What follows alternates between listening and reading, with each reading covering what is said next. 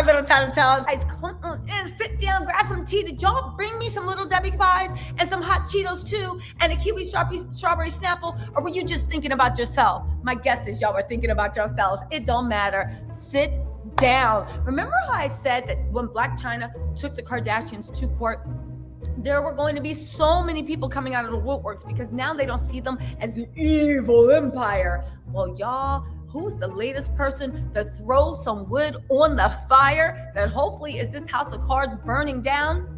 None other than the Bodyguard. No, not the Bodyguard that Kris is trying to settle with because he said he sexually harassed her. Oh, you don't know that? Go on over to my channel and put in Kris Jenner's name and you will see that they are currently, if they haven't settled, they are currently in settlement talks. Tisa Tells, of course, this is Tisa Tells YouTube.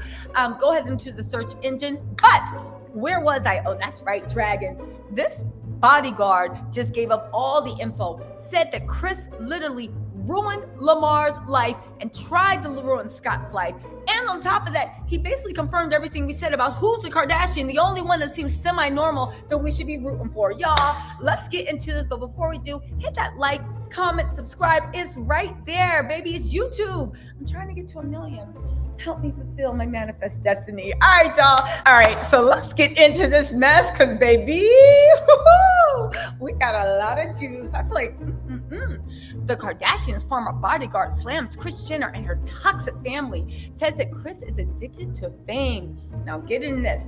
Not holding back. The Kardashians' former Bodyguard, Mark Bear, is calling out the infamous family for being toxic in an exclusive interview with In Touch. Now here's a weird thing. This Bodyguard also, I remember a while back, called out like Angelina Jolie.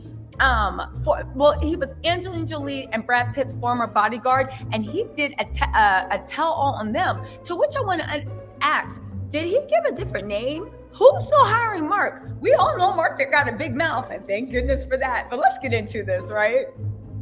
Okay, so, the taste of your lips all over jeans. Kris is toxic. Okay, fine. Mark claims that the Hulu stars are fame hungry and even said that Kris enjoys the chaos the family creates. He literally said, Kris is addicted to horror. Kris has ruined so many athletes' lives. Look at Lamar. She ruined his life and she nearly destroyed Scott. Yo, Mark, you won't have to give some details because how did she ruin Scott's life? But I wouldn't be surprised. Because you know they tried the same thing with Ye. All right. Where is it? The New York native Mark also alleges that the family treats their friends and inner circle as if they were disposable. I've always seen that. But anyone that signs up to be used by them, I mean, they get what they get. They said that the members of the family have abruptly ended ties with close friends in the past, including Jordan Woods and the Larsa Pippen. Yeah, Larsa was her ride or die. That was surprising to me. Now, according to Mark, right, they make their money by fans following their every move and scandals that arise within their lives, and a little brother sister love, if you know what I'm saying. If you don't know what I'm talking about, please go watch my other video on tisatells.com. Tisa Tells on YouTube. Go watch that other video about Khloe and Rob's close relationship and Rob, Khloe, and Kylie's very, very close relationship. But get this.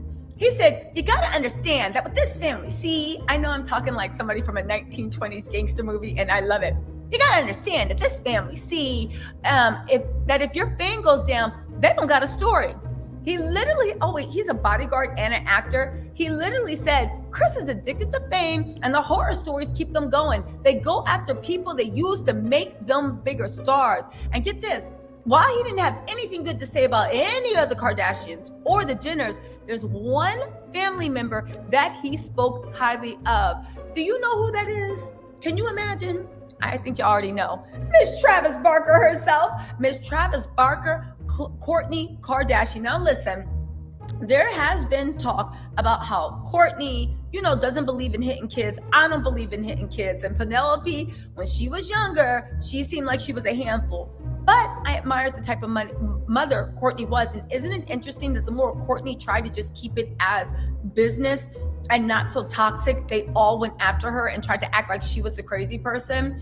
He said the only Kardashian that doesn't have any drama is Kourtney.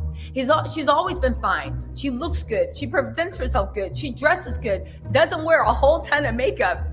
Mark, let me find out you was crushing on Kourtney, talking about literally he was in the car pumping Blink 182 like, don't waste your time on me. Blink 182 was Kourtney's man's old band. I'm already the voice that's in head. I miss you. And Kourtney was rocking out. And Mark thought he was making M-rays like, oh yeah, she liked my flow. Meanwhile, Kourtney was like, all right, Trav, I'll see you in a few hours. He was like, oh, she liked my swag. She liked my slow. Talking about she presents herself. She looks good. Doesn't wear a ton of makeup. Really? You about to tell us how everything was sitting, right? Now, he said during season 15 of the show, Kourtney started slowly backing away from her family that she was constantly arguing with. But they said that the fighting got so bad that she literally even said she was spending holidays away from them.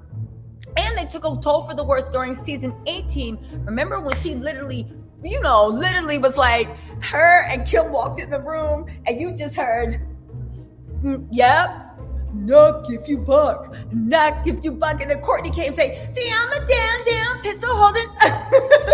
Shout out to, Crime Mob. But literally they walked in and you just heard, knock if you buck, knock if you buck. Kourtney literally put those paws on Kim. Kim tried to do a little slap, but listen, Kourtney was bad about it.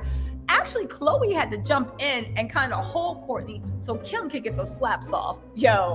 But they want to talk about Blac Chyna. But let's get into this, right? He went on to say, Kourtney doesn't follow any of her sisters unless they're doing a photo shoot or something like that for the show, and she's liable. Why can't the family be the same way? They live in this house of horrors. They live for the house of horrors. You guys, let me tell you something, right? Let me tell you something.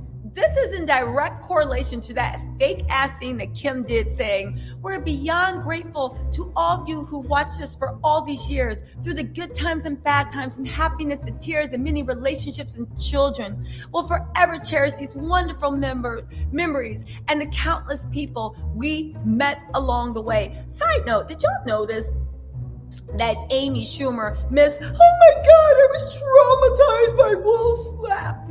Amy Schumer was in the Keeping Up with the Kardashians show, kissing up to Kim.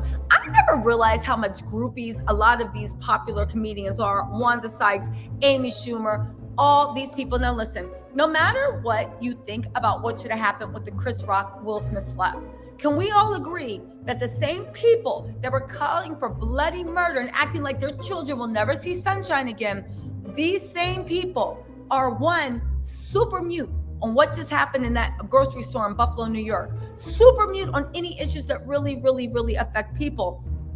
But more than that, and I was thinking about this last night, and listen, y'all know I love being dramatic, but I really do believe in like 20, 30, or 40 years, there is going to be a case study on the Kardashians, how toxic they were to society, but not even that, the way that they literally were a real life version of Get Out when it comes to minorities, ethnic people, and especially Black women.